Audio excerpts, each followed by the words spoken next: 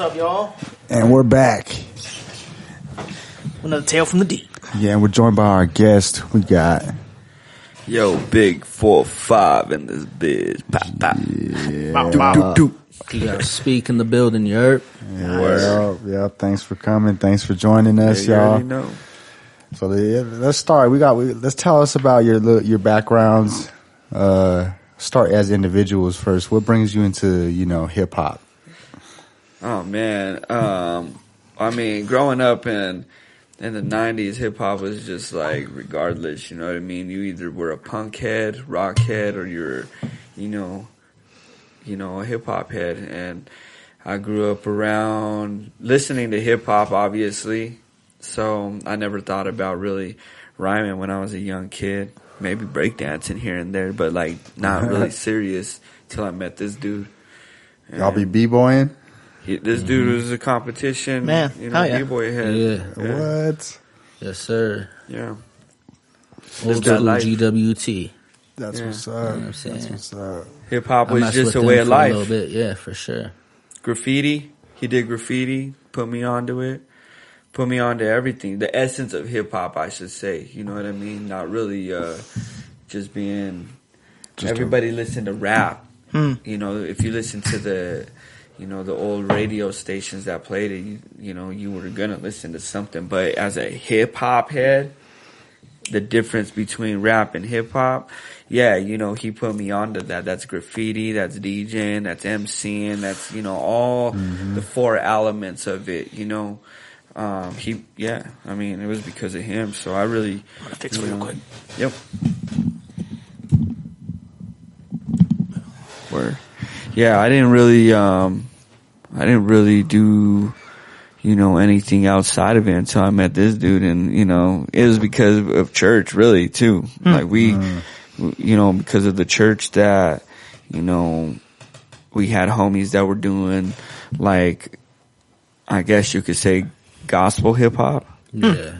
I mean, not more on the conscious and positive note. It's like less cussing and shit. Yeah, but like one in particular, very much more on the gospel side of it, but very dope in his own lane. You know what I mean? But the rest were kind of more conscious and more positive, and he happened to be part of that crew. It was called Lord's Fellowship. But Lonely Fossils. Lonely Fossils. Very underground. Very underground. So it was like you're getting that underground boom bap, very, you're not going to hear anywhere near the radio. You know what I mean? So you were lucky to catch it live or get a copy of it. Right. Another local MC, Dent. Yeah. Used to be in that same squadron with us. Yeah. He's Yeah. another, for me, another OG, because they came up in the same, squad and whatnot. So if you know Dan, I don't know if you've met him yet. I have not. He's a Yeah, staple man. to Denver hip hop. Sure. You need to get him in here, and he Plug could us tell in. you stories. He battled for Jay-Z. He did some really big things. Yeah, I mean he DENT. yeah, he works Damn. one of his best friends is Super Nat, so Yeah. Oh, tight. yeah, so Right. you need to get him in here. He can tell you some crazy stories. I would love to. But OG hip hop. yeah, hip hop for us, man, it came up where we were just talking about this, where back in the day, in order to be an MC, like considered an MC, you went to parties or you went to specific places where they were having these ciphers, and literally it was a circle where you would go in. If you were daring to get in, you could get booed right the fuck out. You know what I mean? They'll kick you right out. Nah, the crowd will kick you out. The other MCs will just shut you up. You had to come in with bars. If you weren't dope, it was embarrassing. You know what I mean? You were put to the test. So that's where we came from. At some point, it came to a point where we were like titans going to war. We knew if we were going somewhere, we were expecting to get into a circle and cipher it out and go bar for That's a bar, fact. barbarian style. You know what I mean? That's tight. Like, on some real shit, even b-boy, and you didn't know if you were going to a house party and there could have been a cypher for MCing or a b-boy battle right there inside a basement or in a living room or a garage or a backyard. You were, something was going on. It was wild back then. Yeah, I bet. It was the best. I wish I could have grew up in those times because, I'm youngin', so I'm like, man, I always see it on TV and shit. I missed that whole era. It was real.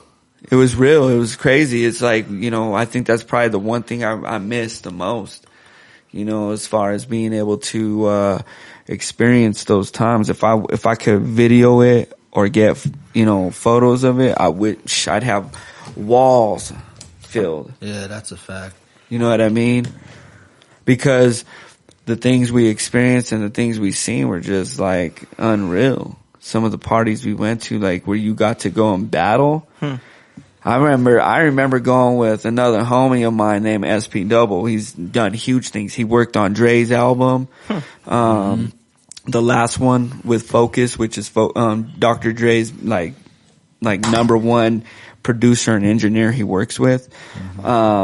He's good homies with my homie SP, and he was out there working on Dr. Dre's album. But that dude could tell you we went to battles where, there was houses filled and everybody's watching. And if you weren't good, you were going to be known, and it's embarrassing because everybody's like laughing at you. You're going to like, see him at the next party. Yeah. You and they gonna bring it up, bro. They gonna talk shit.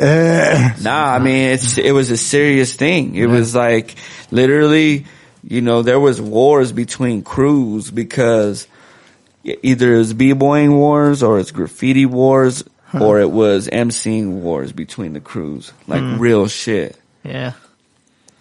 Man. Wow.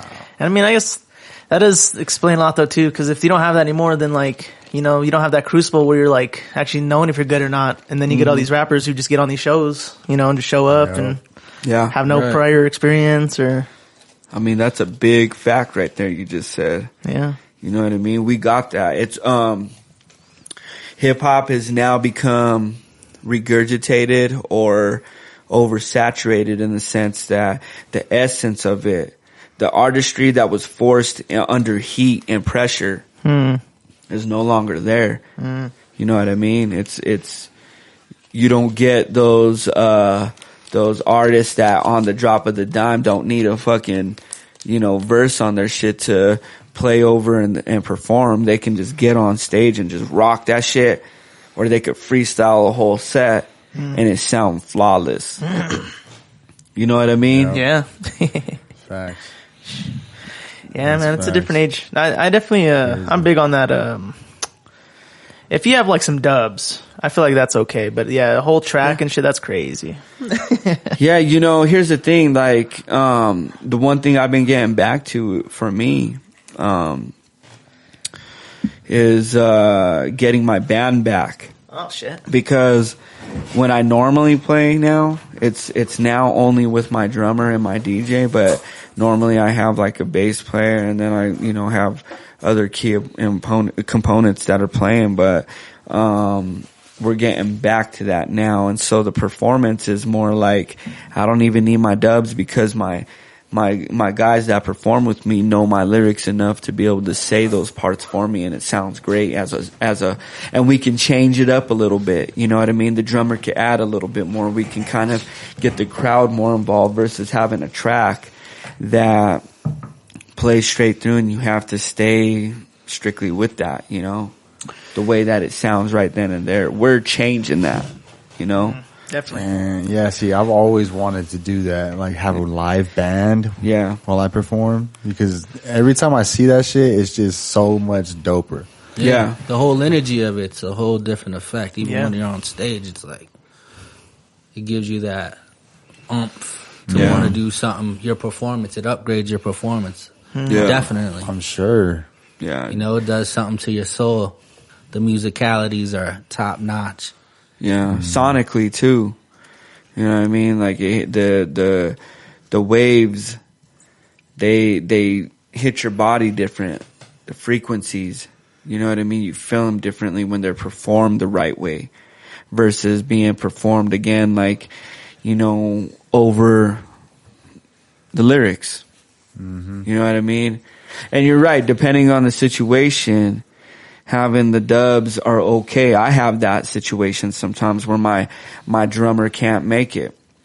And my DJ recently, he's been booked a little bit more, doing other types of gigs where, he's been booked. I've had to do a couple shows where, like at Bar Red, where he wasn't DJing for me, you know. In fact, a few of the people that normally perform with me couldn't show up at several different times, you know. So we've had to kind of tweak it, but you know, we're rebuilding the set as a unit because there's me, this guy, Old Soul Era. I don't know if you guys. I know so that. Old Soul Era and Broken Vision. We're now a unit that are performing as one. We also are working on a new project together.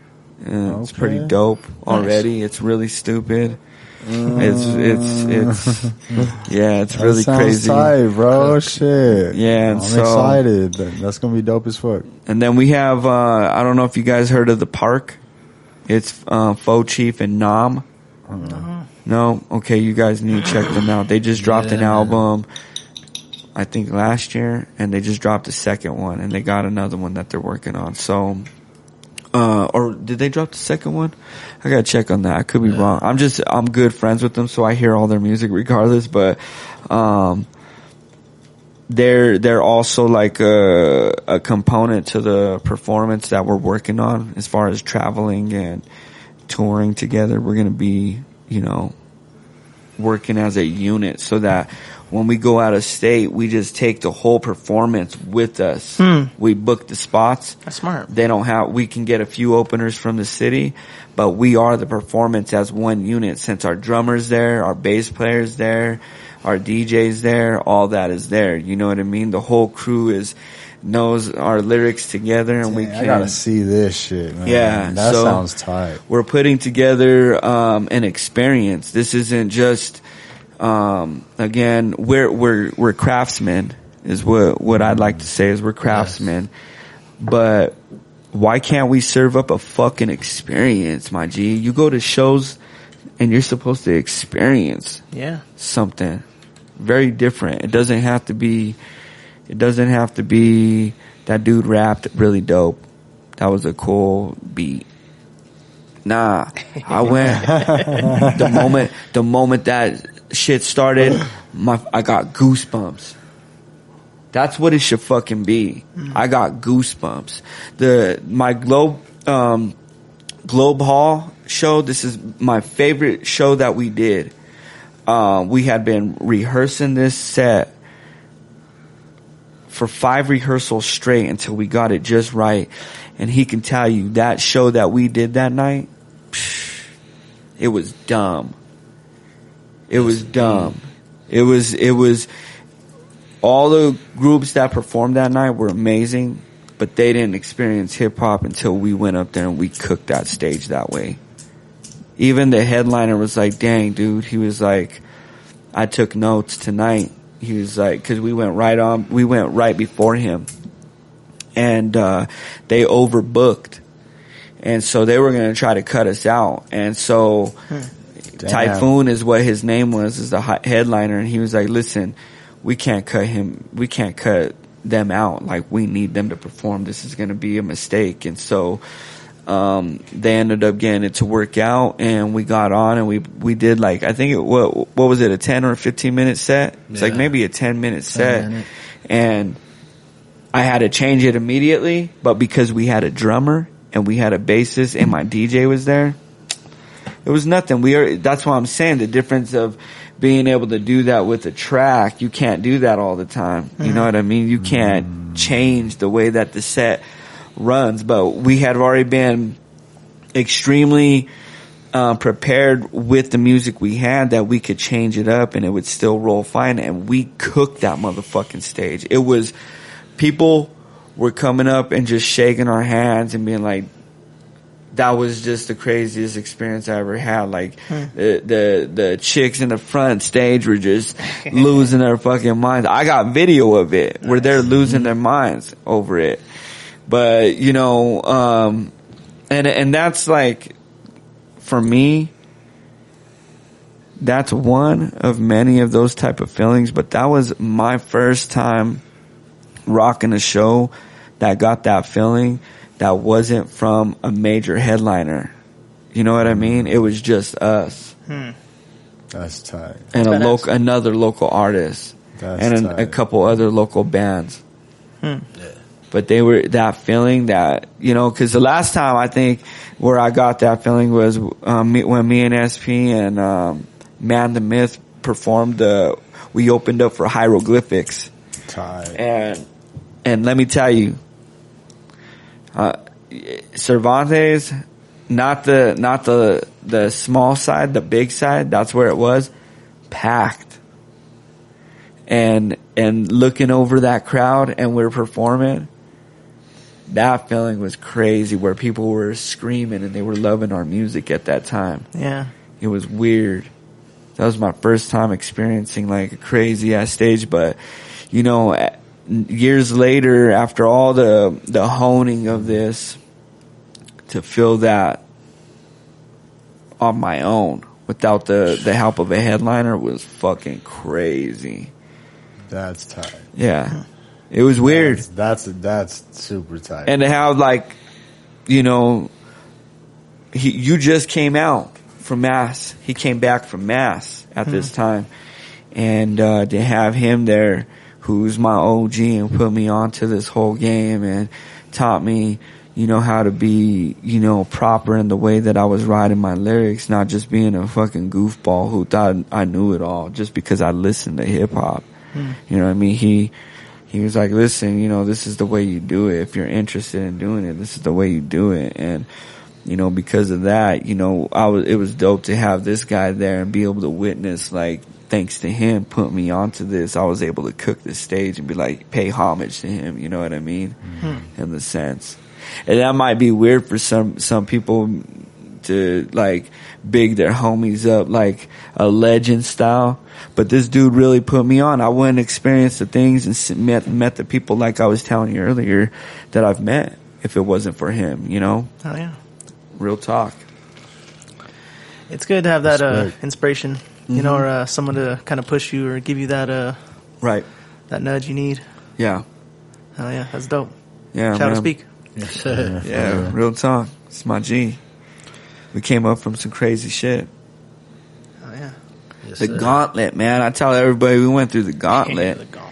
You know what I mean? It was the Terra Dome or Thunderdome or what was it? Yeah, the Thunderdome. Thunderdome, man. We were barbarians, like I said, man. Mad Max, man. It was crazy back in the day. We did some cool shit though, like, you know, just we came up with boosters, man. Like literally. Shout out Boostwell. Boostwell, yeah. SP, man. Like, you know, we came up with some real ones where, you know, people wouldn't even know, like, and understand, like, back when we were coming up, all these shows now that people are able to do, they weren't able to do that before. We kicked the doors down because there was gatekeepers back then. You couldn't just get on any stage. You couldn't just pay to perform. Like, you literally had to be a good group. You had to be a good artist. You had to have your shit together and sound good. And you had to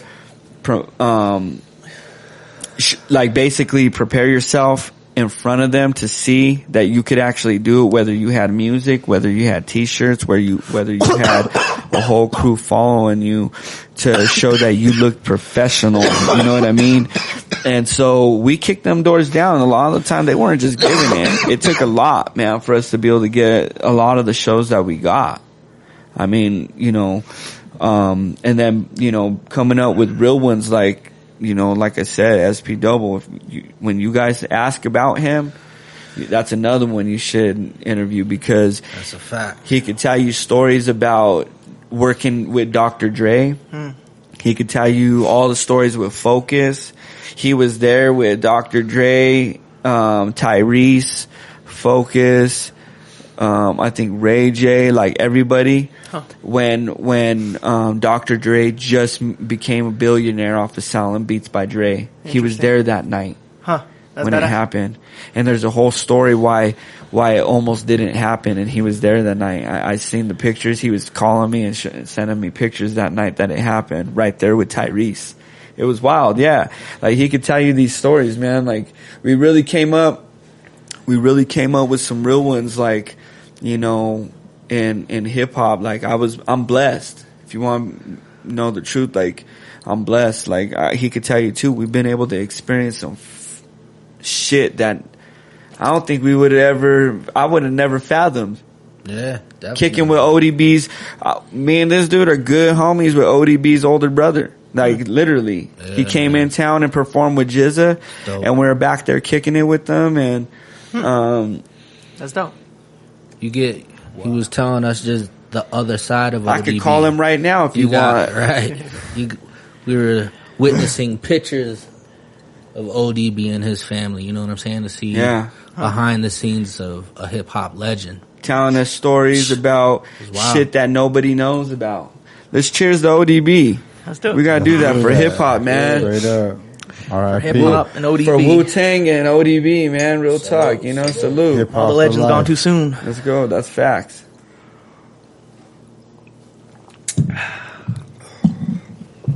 Thank you. The goose is loose. Not sponsored. Would like to be, though. So, yeah, you know, just been blessed, man, being able to meet the people I've met. You know, met Bun, good with Bun. That's cool. Met Paul, and we're good with Paul Wall. Static, you know, a lot of real heads, you know, Tech. Wow. You know Tech too? Yeah, you know, we met, you know, a lot of heads from the East Coast because Never opened up for Tech? No, not Tech 9. Okay. Yeah, no, from Duck Down and whatnot. Boot Camp Click, yeah, you know that. Yeah. But, you know, a lot of the East Coast heads are because of my brother Term. Like, you know, huge salute to Term. It's my guy, you know what I mean? Like, he's from from his spot, you know what I mean? And Lawrence, Massachusetts, Lawtown. But, how'd you meet Term? Man, so Term, man, I've been a fan of Term since at least 2008. Yeah. Okay. 2007, maybe 2008. And when I heard his joint with Premier, that's when everything changed for me because it was like I was looking at who I was in the sense of being a young MC, but doing it big. Like, he was respected. He was basically, you know, doing big things commercial wise, and the big names in the game were respecting him. You know what I mean? Like, he was the one. He was, though. He was tight. Term's dope. Yeah. I fuck with Term. Yeah, I mean, people don't understand. Fact. He's on his 60th album. Wow. Dang, for real? 60 albums. He's the only artist in hip hop that holds it down with 60 albums. Putting in that work. Damn. He's a real one. How many albums is that a year? Man, I'd have to call him and let him tell you. How was it? Serious. Did he do like 30 in 2 years? And then waited a few. Listen. Dropped another 3. Listen, this man. He's a beast, though. Shout out to him. Hell yeah, shout out. Listen, this man is like on some real shit. Like, I went out with him. I've been out of town with him quite a few times. I've done a lot of traveling because of him. He's given me a lot of opportunity. This is how I've been able to meet all the people. But just to get back to this, I knew his manager and Static's manager before I knew both of them. I knew his name is Dan Green, good homie. He used to manage both of them and take care of them pretty good. And he's still a good homie of him. He just does other stuff now. I think he's an A&R or something. I can't remember. But because of him is how I got to meet, like, you know, both Static and Term. And then Term basically, it was over time that we were talking and stuff, but it was 2021 when I brought him out here for the first time with working with me to do a show at River. I used to be a partner and a manager of River Bar over there in Rhino. I know where that's at. Yeah. I've been there a couple times. Yeah, so with all the graffiti on it and stuff. So that I was a partner, and I'm the one that helped them get that place going and started and stuff. That's a whole different story, you know, for a different time. Crazy. Yeah, man, my roots are crazy, but so I brought him out for a show because, you know, I hit him up. I'm like, yo, man, what's good with bringing you out? You know, give me a price and stuff. And he gave me a crazy good deal. And, you know, when we had been talking, I was just telling him, you know, how much, like, you know, I respected him and, you know, I looked up to him as an artist and just appreciated him as keeping it real and not changing the way that the game had changed all these other artists, you know? And so, and he knows this, he could tell you, you know, I always show him nothing but respect. The same way I show this dude the respect, I always make sure to let everybody know how much, you know, respect I hold it down for Term, you know. And he could tell you, you know, that's my twin. He always says, what's good, twin? You know, so, like, it's real talk. Like, you know, he knows how, like, if I needed to fly out there and he needed me, I would fly out there on some real shit because he's the homie like that, you know. But, you know, because of him, when he came out, I was able to meet Bun that same trip. Bun was out here performing, and I didn't originally know that. I didn't know that. And then Term was like, yo, you want to go with me to go meet Bun? And I'm like, he already knew Bun. They've done mad music together, you know, and Bun works with Static from Show Off all the time. And so I was like, yeah, you know, like, hell yeah, you know, like, why the fuck not? So I took him to the mall. We went shopping, and that night, me, my manager, Mondo, and, actually, it was just me and my manager, Mondo. We went and met up with Dead Eyes, Term, and we picked him up, and then we went straight over to, your mom's house. And shout out your mom's house. And we were downstairs with Bun, just smoking with him and his manager, Bone. And, Bun was one of the realest motherfuckers I ever met. We sat there and chopped it up about business, owning businesses, family, kids. Just like talk, real talk, not really nothing about hip hop. Maybe here and there told some stories, but like we became cool with them and shit. And so, we went up on stage with them, and he asked us, he said, hey, I want you guys to go up. You go to this side. I'm going to come up after that, and the DJ's going to be on this side. So I want you guys up there with us. And so I got video of it too, man. It's crazy. Like a whole experience for me, man. It's nothing but memories that, you know, I'm documenting now. But met Bun, went out to South by Southwest and hung out with him again for his birthday, and Static, and partied and drank with Static and Term at some underground spot where Scratch Bastard and a bunch of other heads were DJing. It was just wild, man. It's badass. Yeah, met Poison Pen.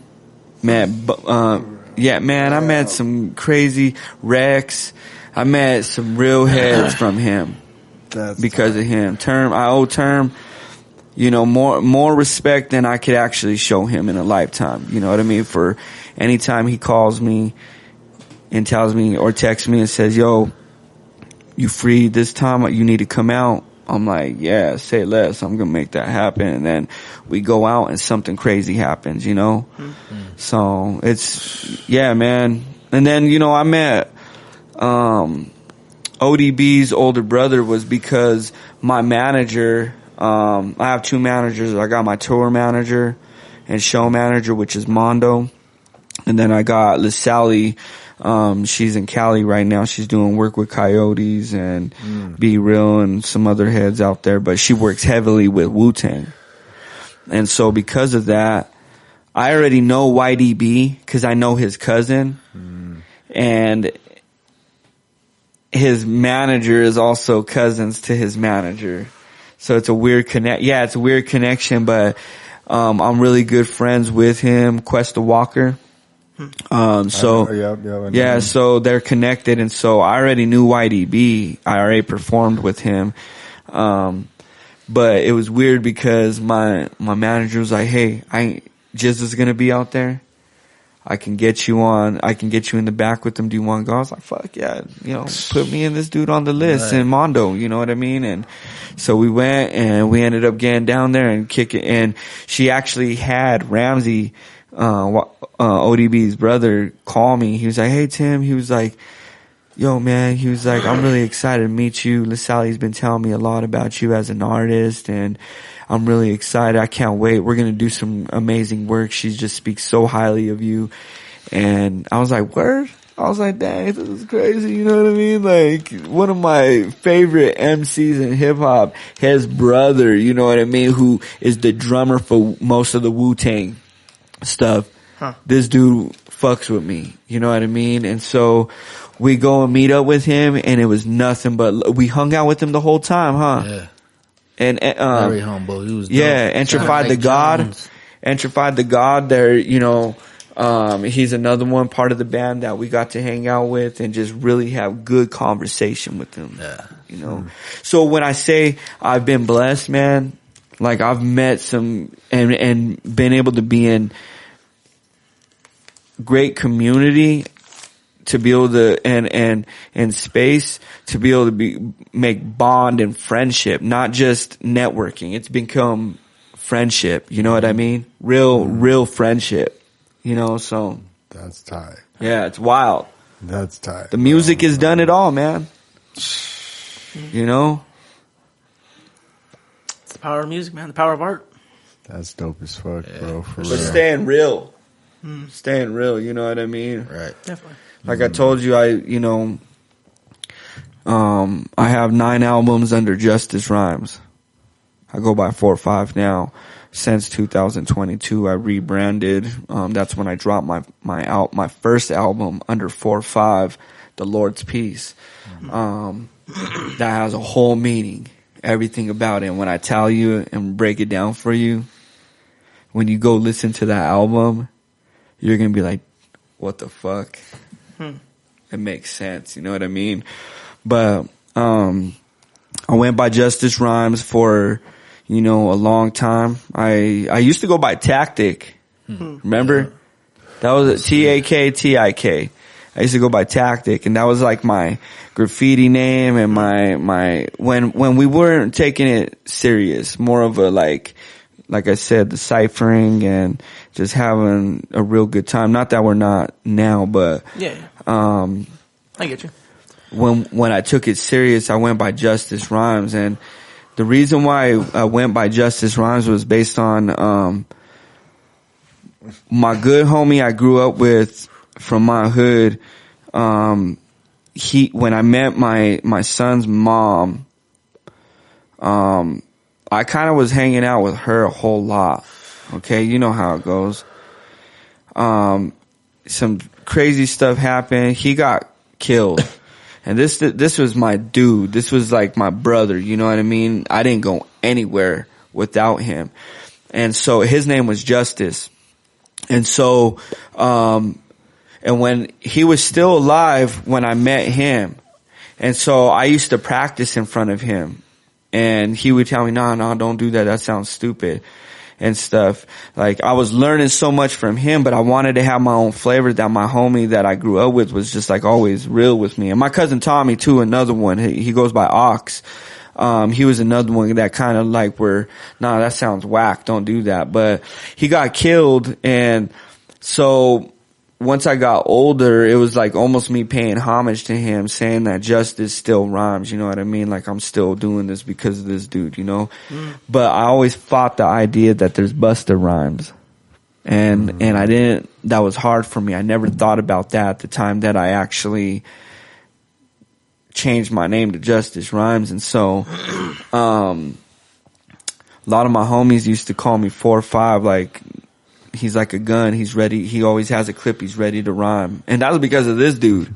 Again, you know what I mean? He got me prepared mentally always to be ready, boom, boom, boom, boom, boom. You know what I mean? I could pop several clips in and ready to cook anywhere, anytime, at any moment. And so, the homies would call me 4our 5ive and be like, 45, he's ready to shoot.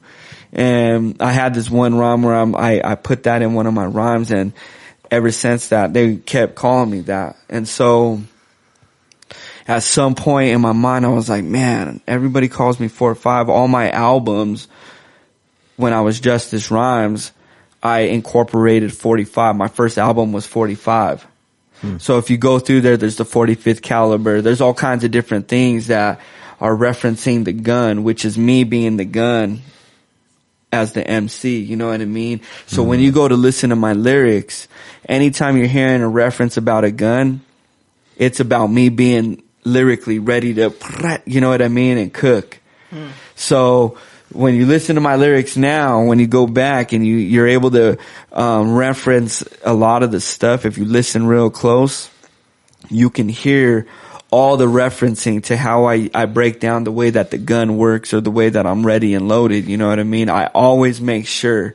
That's why you hear me say 4our 5ive back in this bitch on any of the tracks, But 4our 5ive was kind of like, I like to break it down that, I'm just a different caliber in hip hop. That's the way I've broken it down now. So when you're taking it and listening to it and you're breaking it apart, you understand that it's different. It's not what you're used to getting. You're going to get something different. Even my homies that are on it, they're coming up and they're serving something different. We're not giving you the regurgitated bullshit. You know what I mean? No garbaggio. Nah, never that. Right? Right. I mean, how else could you break it down as far as what you've seen me, as far as the progression of how long you've known me as an artist? Definitely super growth. As far as like formulating sentences and lines, telling that story, just giving the audience a piece of yourself, that's the most important thing. A lot of cats could go out there and say whatever, you know what I mean? You could kick nursery rhymes anytime you want. But where's the soul in that? Where's the food let me eat? Hip hop, you know what I mean? Hip hop was a form of expression. Yeah. Right. You're always giving it. B-boying, you're going out there, giving your best moves. Bombs, blow-ups, tricks. DJing. Getting my scratches, you know what I mean? All precise and nice. Then you got the graph heads out there.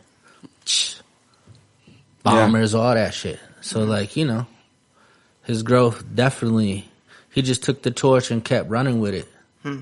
So that's a good thing, Like, I was just fortunate to be around some ill hip-hop heads myself and be able to obtain that knowledge, obtain a directive path, and be able to bestow the knowledge onto another one. You know what I'm saying? Like, I ain't have that too much around me, but I allowed myself, and respectfully, I was just asked to be in certain situations where it's just like, dang, the teachings is never ending. You know what I mean? So Definitely. But yeah, definitely like. It's just, what I've stuck to be honest with you, like the real blueprint of how I've made music and how I make music still to this day is, it's a movie. Everything you put together from the beginning to the end, you should be able to listen to it and envision what's going on. And you put the movie together the way you see the movie in your mind. Yeah, to me, that's like Nas. Shout out Nas. Yeah. His song Power. Yeah. That, if you don't know Power, go ahead and listen to that, because that's change fire. your whole mentality like, on how you listen to music. That's why Kendrick Lamar, Good Kid, Mad City, I pay nothing but homage to that album. That's the best album that I've heard in such a long time. Still, there's not an album to this day that's, in my opinion, has even came close to the way he did that album. The way he painted a picture from the beginning to the very fucking end. It's a good one. You know what I mean? Oh, yeah, that's a fucking movie. Oh, yeah. And that's where I'm at. The music I make, it's a movie. I want you to listen to it and paint the fucking picture and be like, damn, I wish there was a music video to that. I wish that went to a movie. I wish I could see that, like Boys to Men. Friday. It doesn't matter what type of song it is. You should be able to say, damn, that belonged here at this moment. You know what I mean? Juice, Belly, all these great fucking hip hop movies that had great soundtracks. When you listen to them, you're like, damn. When you listen to them now, you can remember the fucking movie scene. You know what I mean? That's the type of music I make. You know, that's some real shit. That's the word. That's the word I use all the time. Is cinematic music. Oh, yeah. That's what I make.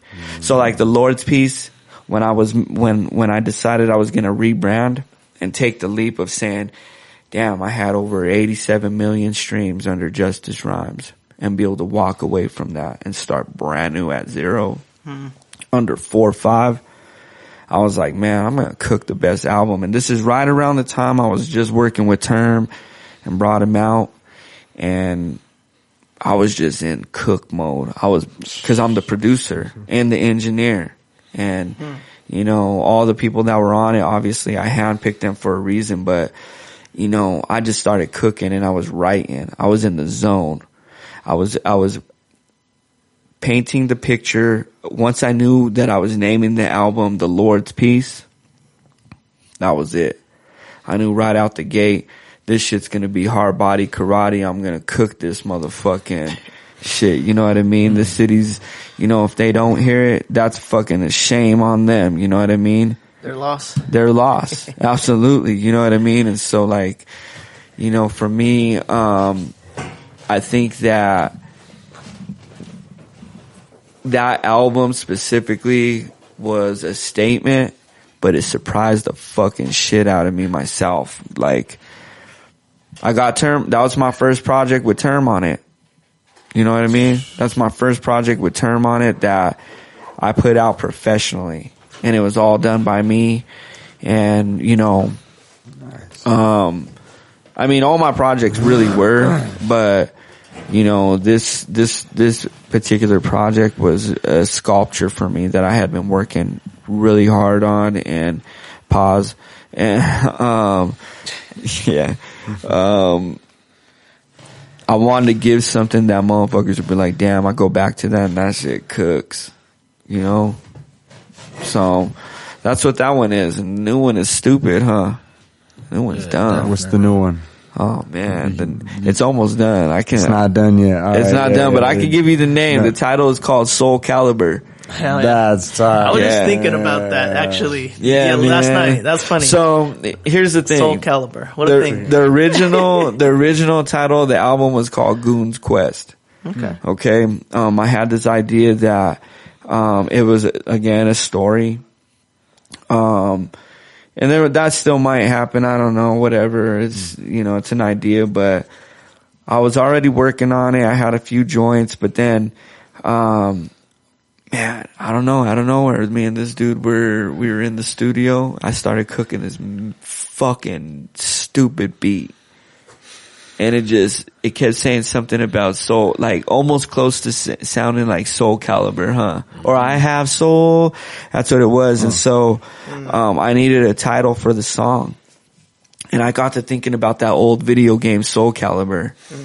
And I was like, I'm just going to put that on there. So that's what I named it. And then I was like, that's the fucking name of the album. That's tight. And so instead of the album being something that was really more towards me, I wanted this album to highlight my homies in the game. And so Soul Calibur is almost like a fighting game. That's the fucking album. So it's opponents, it's comrades, but we're all on this shit as in a sense of being competitors at our artistry. We got nothing but love and respect. But this is our fucking art, and so we go to war. And on this one, Soul Calibur is a video game soundtrack, and it's us going to war lyrically. You know what I mean? Whether it's you know, some cool smooth shit or some fucking bar heavy bar exam type shit. You know what I mean? So yeah, that's dope. It's really dope. And you all are on it? I got this dude on it. I got, so I'll give you the list, man. This list is crazy. I got, Escrow.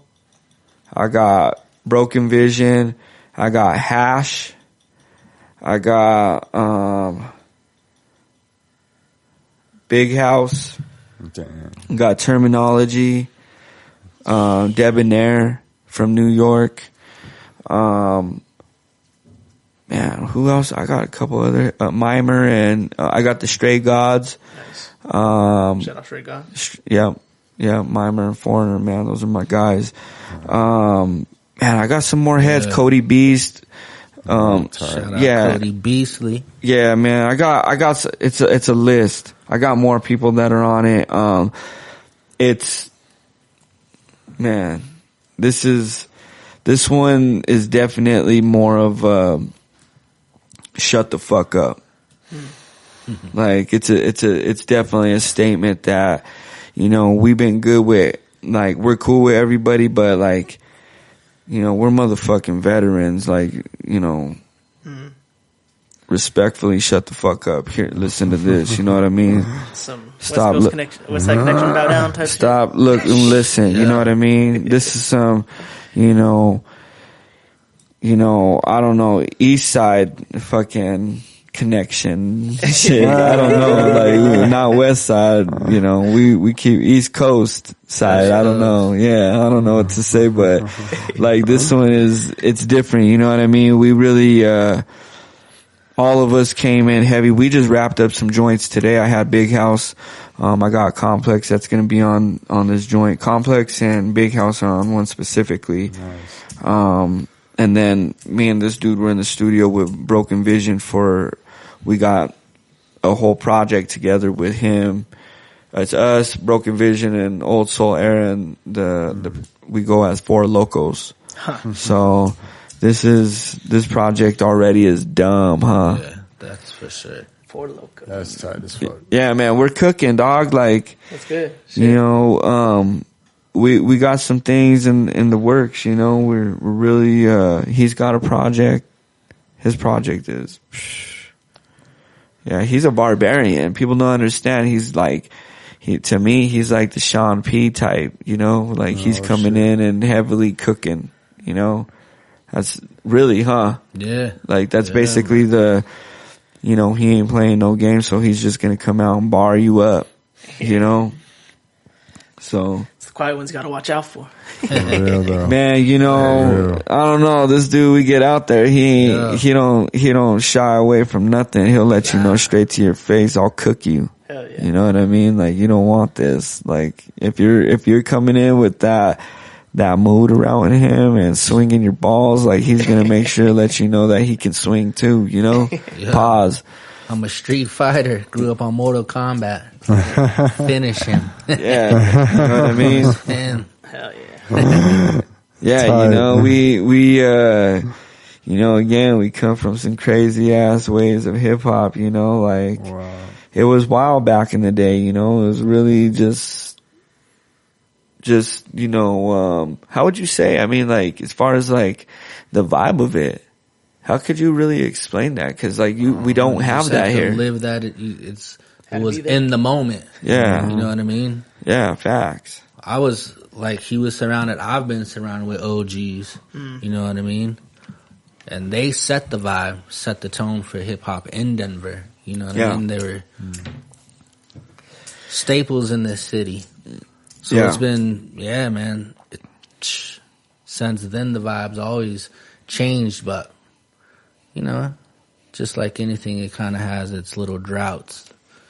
Competition, the whackness, the politics of hip hop, you know what I mean? Yeah, there's always some unification. Kind of, you know, somebody wants to be the king of the mountain, and they're the ones that created this or that. And, you know, the one thing that I could be honest about is that, you know, for me, because again, we had to kick the fucking doors down for us to be able to get anything. I wanted to create a sense of community for these heads that weren't able to have that. And since I was able to have a stage, bring all the artists in that didn't ever have an opportunity to go ahead and have an opportunity now professionally. And me give them the wisdom that I learned over the years to help them be prepared in front of this, on the stage and in front of a crowd, and also how to be in front of people professionally as far as business people. Because this game isn't how many people you're gonna get as your fans, as much as it's gonna be how many people is it smart to know that can put you in the right place at the right time. You know what I mean? That's the bigger portion. That's the in real talk. It's like how they say it's not, what is it? It's not what you know, it's who you know. Yeah, for sure. Facts. You know what I mean? On some real shit. And again, I could tell you some of the people I've been able to meet, some of the people, the things we've been able to do have been because of who we know. And being professional and being able to sell myself the right way. And so, you know, for me, when I opened up my first venue, this was in 2018. It was called Island 45. And, we opened up right before COVID hit. Okay. Yeah, it was crazy. That's a bummer. But I had 8,000 square feet spot. I turned it into the craziest fucking venue. But I was in a territory that was not under rules because it was unincorporated. And so I was able to still have events and do it the way I wanted. And so because of that, I was like, I always told myself, man, nobody ever gave us a chance. I'm going to give motherfuckers a chance. And I would have meetings with them and I'd tell them ahead of time, make sure to come with all your business correct. Make sure you're professional and we can have a conversation. I'm down to do anything with anybody and give them an opportunity as long as you can prepare yourself so that it makes sense to me on how I'm going to make money and how you're going to make money. Because I don't want to be the only one that makes money because that's not fair to you. You know what I mean? And so, that was my whole thing, was to help these artists, and going into River, working with River was the same thing. When that opportunity came to me, that was after I had to shut down Island 45 because of some weird bullshit with the management company. But, you know, I went into working with River and I brought in madness for them. I brought them all the craziest shit that place would have never had. Raves and EDM, big EDM shows packed out at like 600 and 800 people, and hip hop shows. River? Yeah, man. Yeah, bro. I got videos. It was my That's sound. a lot of people. That place is small. It was my sound system in there, man. We had the whole outside. I had a sound system outside. We packed that place out, man, from the inside to the outside. That's crazy. We had a big ass stage on the outside several times. That's insane. Yeah, man. Bro. We did it big, man. And you know, I had the Denver Circus at my first venue performing on Halloween for our EDM DJs. I had Alex Towers from Chicago. He's a big house DJ, and had him come out and the Denver Circus performed. Wow. I had those things hanging from the ceiling that had their big rings, and the chicks sit in them and they spin around and do crazy shit. I had those hanging from my ceiling and everything. I got video of this shit, man. That's badass. Yeah. That's dope as fuck, bro. Yeah, man, we did some crazy shit, but yeah, River, man, when I went in there, it was with the heart to open that door for the artists again and to give them the blueprint on how to do this the right way, because we weren't given that. We just did this shit and we were dope. But if we were given it early on, where would we be? You know what I mean? Where would we be if that knowledge was passed down and we weren't kept? You know what I mean? Yeah. And so, you know, that's how I've always been, and I still do it. He could tell you, and you know, I just took Broken Vision out with me to Chicago to go work with Term, and you know, I told him flat out, I don't know what's gonna happen. Anytime I go out with Term, something dope happens, but I can't promise nothing. All I can say is this is an opportunity for you to introduce yourself, and I believe in you. I think you're a really dope artist, and you belong. You know, meeting Term, and I would love for you to come out. And, you know, he was like, oh, hell yeah, yeah, definitely. He came out, and on his very first trip, me and him rocked the stage together with Term. And then the next night in the studio, we got on a joint for one of Term's albums. You know what I mean? Me and this dude, for his very first time, got on one of Term's projects. You know what I mean? That's not just something that happens. You know what I mean? That's not just, I mean, big names are on Term's albums all the time. You know what I mean? So, like, it's very humbling, and, you know, it just was like, for Vision, he just was like, whoa. Like, we left there, like, on a major high note. It was 5 a.m, but we left out of that studio just feeling good. I bet. Oh, yeah, man.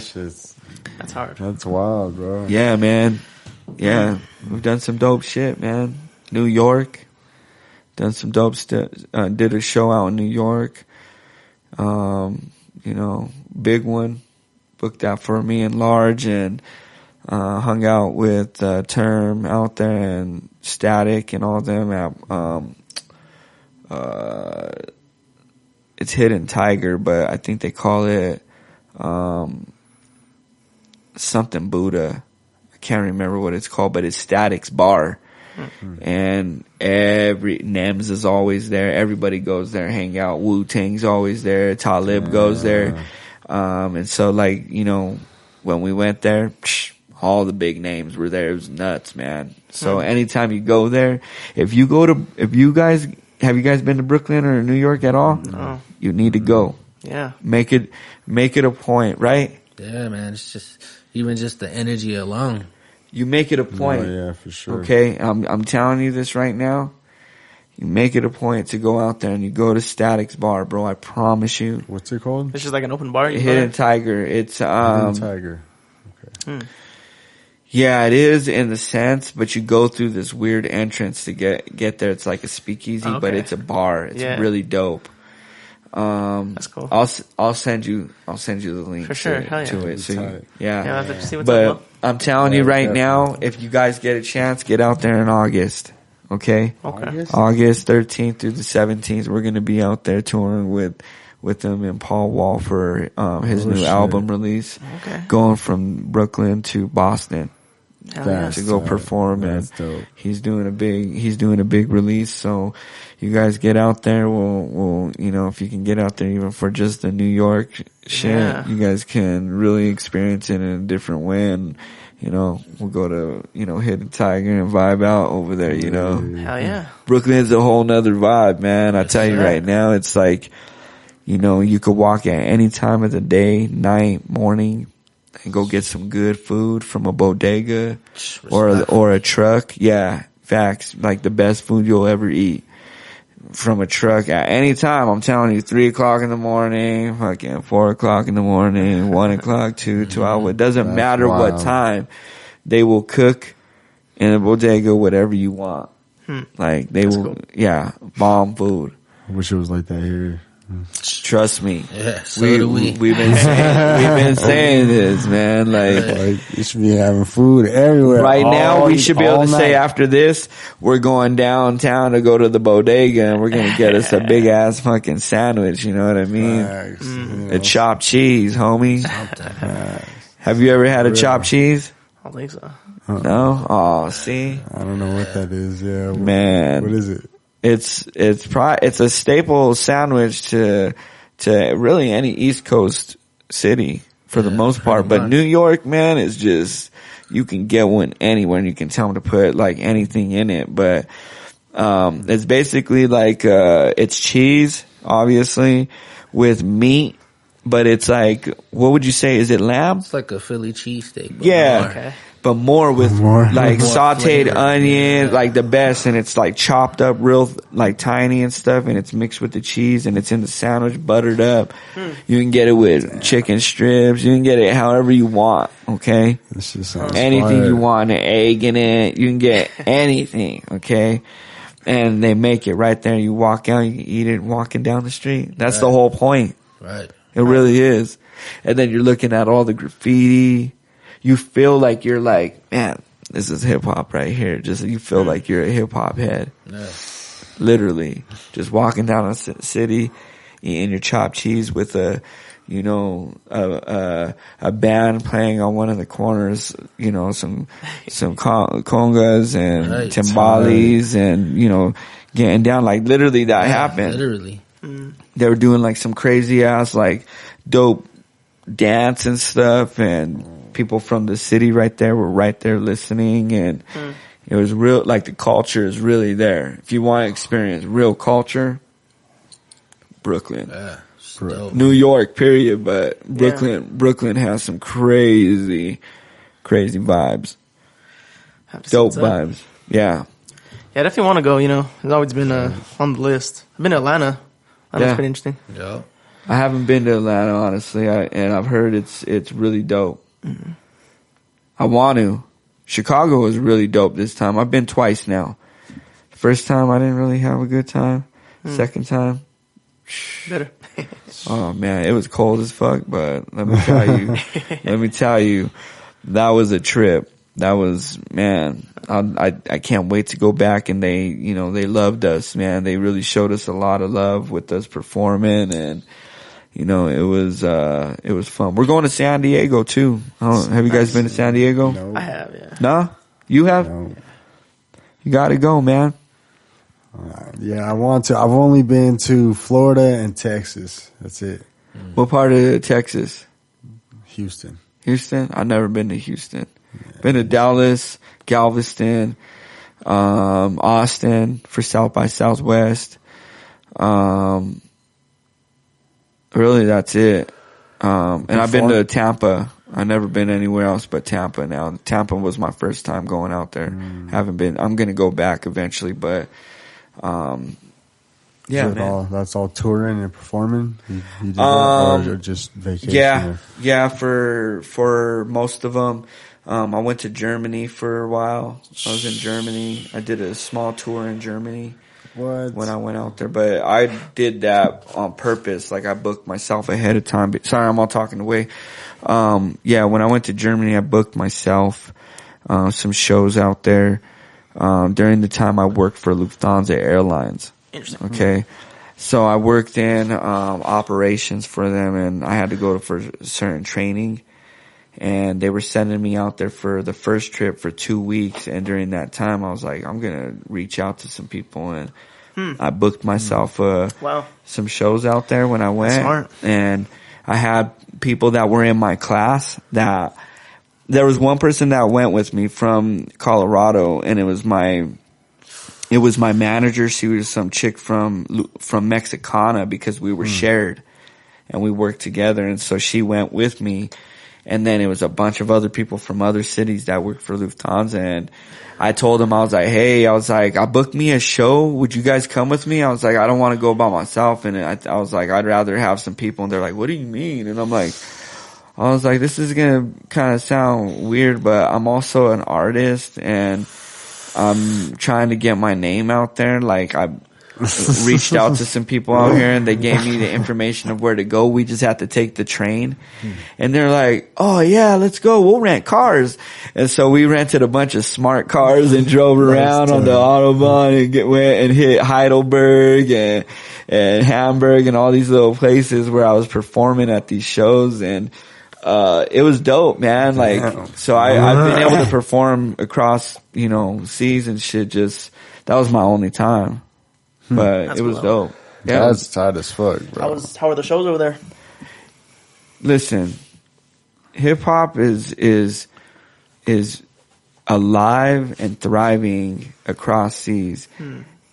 Out here, they're spoiled ass brats. Because it's been served up so easy that it's been, like I said, regurgitated. It just sounds like garbage. It's no umph.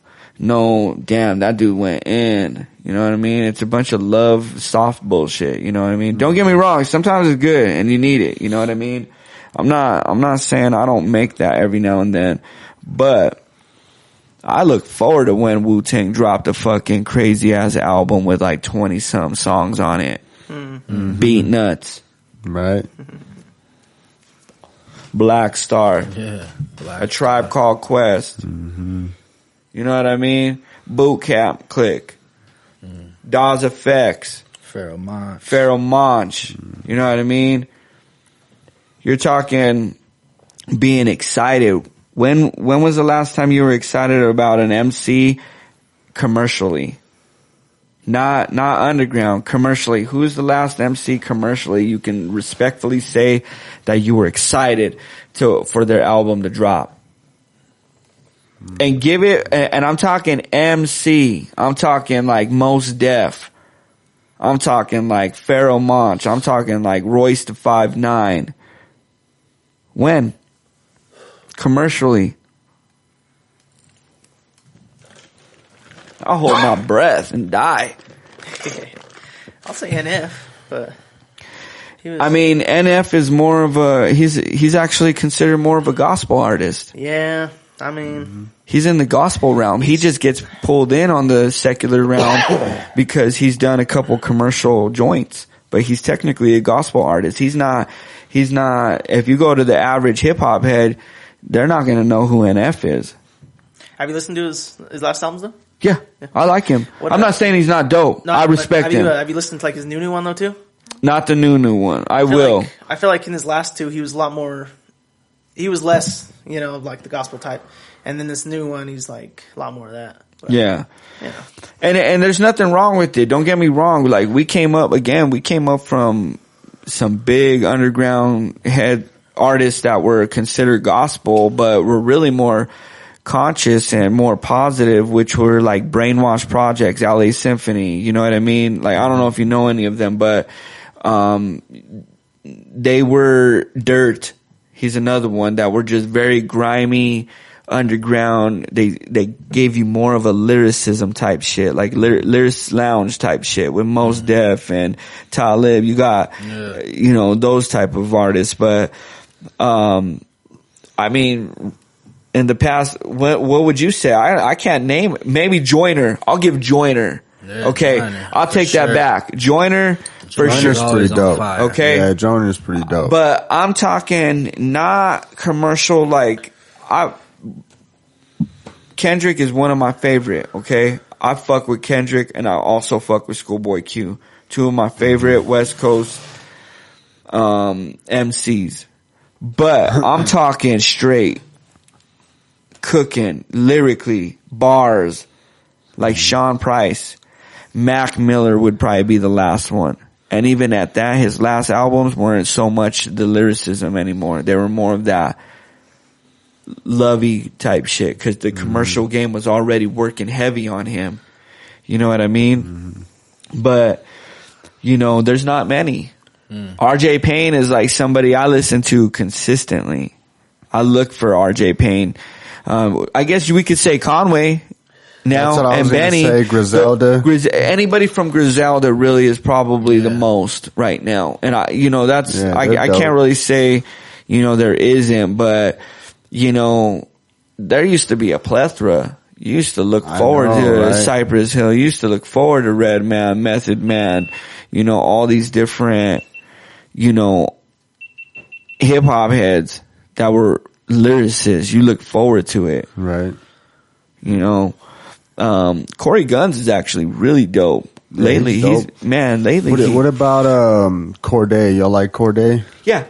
Yeah, I think he's pretty tight. Yeah, he's dope. I feel like the commercial game's eating him up a little bit. Definitely. You know what I mean? Like he's not really like some of his first stuff was very much like you're getting some dope hip hop, right? But now you can hear the commercial sound breaking through a little bit more in his music.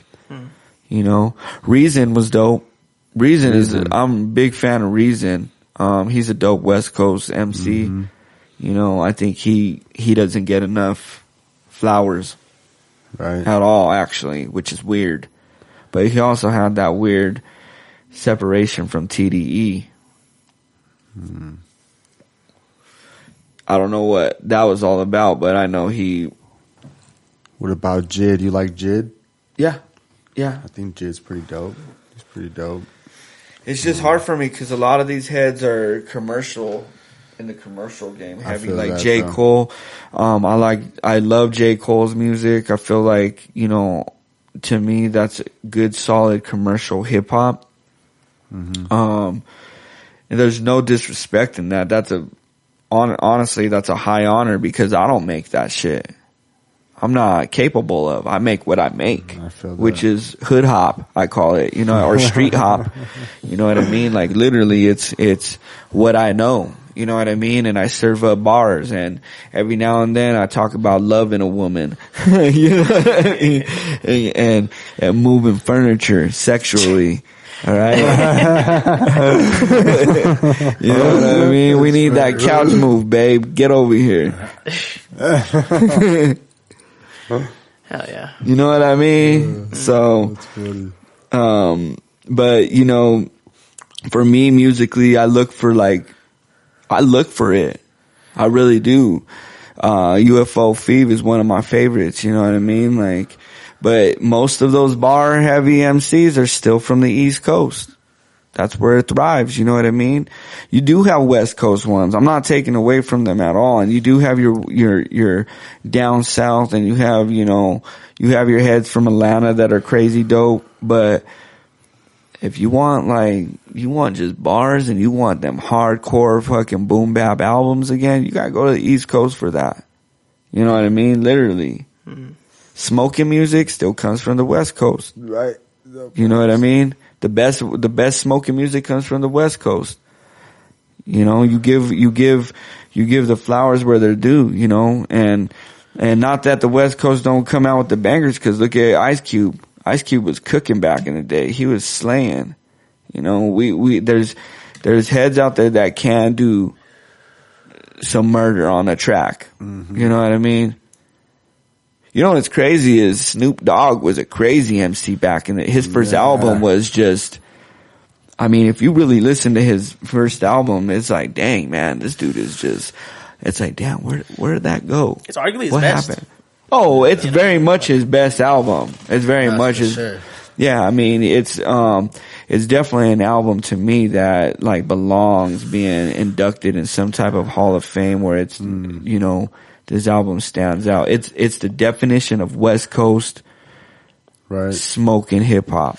While we're on that then, what do you take, have you heard about Gene Simmons? Who? Gene Simmons? His take on, heard we said about hip hop and... Remind me, I think I did, but remind me. He was just saying like, he doesn't, well, he went on a whole rant, but he was talking essentially saying that he didn't see why rap should be in the Rock and Roll Hall of Fame. Really? Yeah, because it's not his music. It's not like what he grew up on and stuff like that. It's not what he relates to. You know, he was being old man yelling on the lawn type shit. But you know, here's the thing. Musically, that's kind of been an argument always between rock and hip hop, because they're like brother and sister. Yeah, you could take that shit down. Push it up. He's gonna do some pull-ups before he takes a piss. Hey, homie, you gotta earn that piss, G. 10 pull-ups. You gotta do it from the air. Yeah. Yeah. So, you know, here's the thing. Punk and hip-hop, those were closer. They stood for the same thing, whereas rock was kind of like on its own originally. It just wanted to, like, you got your rock heads that were like owning it in a whole different way, okay? But Gene Simmons, and in my opinion, I think he just, is kind of that old dude who he's never really respected hip hop. He's, you know, cause it took away from his shine at one point. You know what I mean? Look at how many people are, and how many young people now are like, yo, Kiss is so dope. Like, man, I can't wait to go to a Kiss concert. Oh, we can't? You know what I mean? Like, you're not hearing that. They're more like trying to go to Drake and, you know, fucking ASAP. Yeah. Travis. You know what I mean? Joyner. Weekend. Yeah. All those artists, they're not giving a fuck about my kids. I got a 21-year-old, a 17-year-old, and a 16-year-old, but they love hip hop, and you know why? Because I made sure to consistently play dope hip hop for them since they were babies. Nice. Okay, and teach them about hip hop. They're all artists. They make dope music, better music than me, in my opinion. That's tight. But Gene Simmons is just an old, sour man about music, and where he sits right now, nobody gives a fuck about him. People still give a fuck about Mos Def. People still give a fuck about 50 Cent. He's still, you know what I mean? Yeah. So it's sad when people don't pay homage to art. It's like, okay, maybe you don't agree with hip hop because it's not your cup of tea, but why can't you pay homage to its survival and its artistry? Right. It's not your art. Everybody loves your art. Even as hip hop heads, I love Kiss. Kiss made some fucking classics that, honestly, you can listen to them right now and feel pretty good. Right. Yeah, no, I agree. Like, it's, everyone's art can exist in their own way, like it doesn't, it really doesn't hinder. I mean, it may not be what people are into anymore, but it doesn't hinder what you've created, and it detracts from all the hard work and all the time that they've put in, and like, the fact that artists have gone years just like he has, performing and doing the shit on and on too. It's like, it takes away from all that too, like it's more than just, and all the sales, obviously they get to sit there. They're not like nobodies. And these are people who are like put in a lot of work over the years. Yeah. Made tremendous sales, a lot of impact on the genre, Yeah, I mean, it's, you look at Linkin Park is a mixture of both realms. You know what I mean? Because of rock and because of hip hop, it birthed, Limp Bizkit, Korn, System of a Down.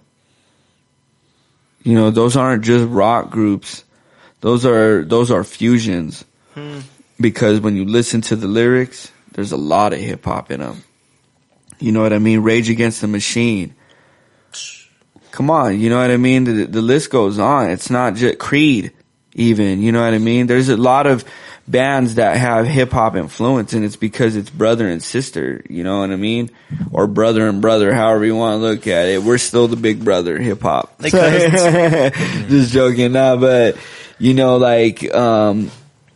it's sad when you hear that type of shit. You know what I mean? It's sad when you hear a legend like that downplayed, in art. Yeah. It's not cool. It's actually fucking weird. Right? Yeah. Sad. So it's like, why? What do you think about it? What? Have you heard about that? What Gene Simmons said about rappers being inducted into the Rock and Roll Hall of Fame? Rock and Roll Hall of Fame. Yeah, that's wild because he basically doesn't think that they belong there. Music is based upon instrumentation. There's many instruments, out there. So why wouldn't you even fuse the two together and not have a mutual respect for each realm? You know what I mean? Like, right. Come on, man. And it's essentially, it's almost the same. It's just Paul Stanley without the band. You know what I mean? That's all it is. Really? Look what Run DMC did with, Yeah. Guns N' Roses and all that stuff. You know what I mean? All them bands, man. Yeah, it's like I said, it's just a shame because, again, it's like one painter to another. You're telling that painter what he makes is bullshit then? Even though he paints different from you. What happened when abstract art came out and people didn't understand it? Were those artists not artists? Right. Get the fuck out of here, homie. You don't know shit then. You ain't an artist because who are you to say that my art ain't art? But I could say the same thing about you. Your art's bullshit. You know what I mean? Did they say that about jazz when jazz was offbeat? You know what I mean? Yeah. Blues? Yeah. It really is just old man yelling at the sky, It is, man. Get off my grass, dog. Like, never cracker. You know what I mean? That's all it is, again, my grass, it's just that he didn't maintain his grass. at some point, if he would have done it the humble way and elevated his mentality about how he thought about art and intertwined himself within the realm of hip hop, he'd still be relevant. Could you imagine? That'd be sick as fuck. Yeah, he should have. He fucked up. And shit, and Let's like, be 100. He fucked up. Some rap songs, you know what I mean? Missed the opportunity. Yeah. Like, Listen, bro. up. One thing that my pops taught me was everything's a business. The way you market yourself. You could either be the business, and it's the same thing that Jay-Z said. I'm not a businessman. I'm a business, man. Everything I do is all, and he could tell you, I'm consistently cooking ideas. Even with this home that I'm buying, I'm cooking ideas on how that motherfucker's gonna pay me and pay for me to live there without me having to worry about paying for it. It's gonna pay for itself. So everything I do is business related. So, you know, when you're somebody within the business, and back then this is the problem. Again, we weren't taught shit. You know what I mean? Business wise, even most of these artists back in the day, they got fucked. NWA. You know what I mean? Everybody in the game was getting 360s. Straight up getting everything right back. Just everything they were given, give it right back. Look at TLC. They made no money. They were poor. And they were the biggest R&B group in the 90s through the 2000s. Facts. And they were poor. They didn't have 2 nickels to rub. You know what I mean? And that's just based on the fact that, you know, again, like, business wasn't taught to us the right way. You know, we were, the game is built to work against us. And that's why right now, the label business, the record business, as far as labels, it's crashing. Because it's now becoming a way where us independent artists can now be back in control of our destiny. You know what I mean? It's how we do it. It's how we, it's more work, but if it ain't worth it for you to do that work, then it ain't worth it at all to you. You know what I mean?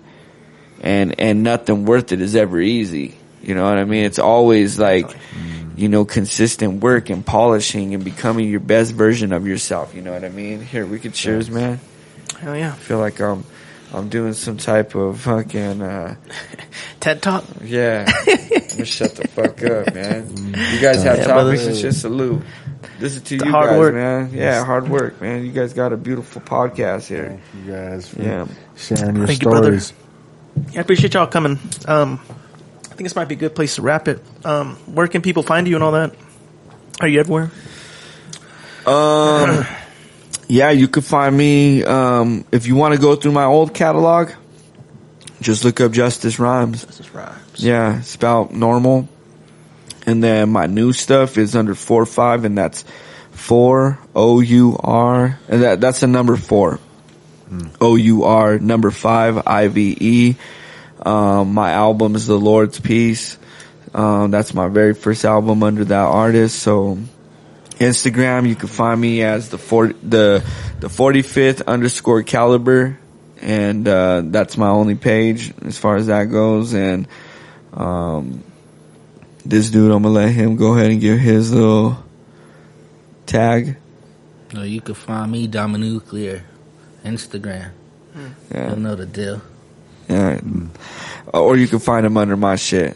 I Yeah. post him. He's always with me. You know what I mean? So, Hell yeah. but yeah, man, you can find me pretty much everywhere. I'm somewhere. I'm a cretin in this game. They don't like me. Nah. I'm a bully. I just speak facts. You know what I mean? Hell yeah. So appreciate you Yes, guys sir. pulling us in. Let's do this again. We got stories Sir. for days. Definitely. Yeah, You want to we hear could some tell. crazy wildness? We could We'll tell. tell you the stories from back in the day. Facts. So Yeah. yeah, Love we're to have you done. back. Shit. Yeah, already. Thank you, man. Yeah. Right on. Well, thank y'all again. Yeah, absolutely. Appreciate y'all. Much love. Thank y'all all for rocking out with us. Bing bong. Like, share, subscribe. Tell your friends. Until next time, y'all. Yep. Peace and love. Peace and love. Yo.